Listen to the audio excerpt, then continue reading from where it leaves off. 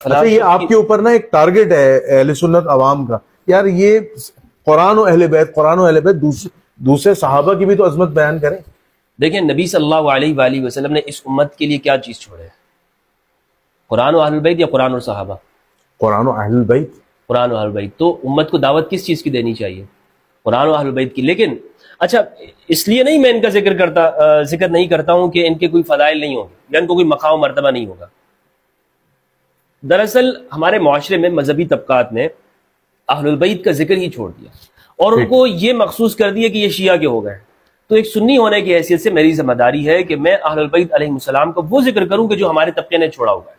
ٹھیک، ہمارے طبقے نے، آپ یوٹیوب پہ جائیے، میں یعنی اقسم برب العز والجلال، یعنی جتنے بھی اہل سنت ہیں ان سب کو اگر آپ دیکھیں تو وہ یہ کہتے ہیں، اس طرح ذکر کرتے ہیں اسلام کو کہ اگر آج ہم قرآن کی پیروی کریں گے اور صحابہ کرام کی پیروی کریں گے تو ہمارے سارے مسائل حل ہو جائیں گے، ہم صحابہ کے پیچھے ہمیں چلنا چاہیے۔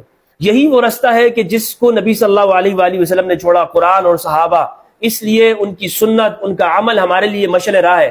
اہل البیت کا نام تک نہیں لیتے یہ۔ اہل البیت کہاں پر ہے؟ جبکہ ایک بھی حدیث، جنید بھائی میں کئی عرصہ ہو گیا کہ ان کو کہہ چکا ہوں، مولویوں ایک بھی حدیث مجھے بتا دو جس میں پیغمبر نے فرمایا ہو میں تم میں دو چیزیں چھوڑ کے جا رہا ہوں، قرآن اور میرے صحابہ، تم ہدایت پہ رہو گے، کبھی گمراہ نہیں ہوگے۔ کوئی موضوع روایت بتا دو، ایک روایت بھی ایسی نہیں ہے۔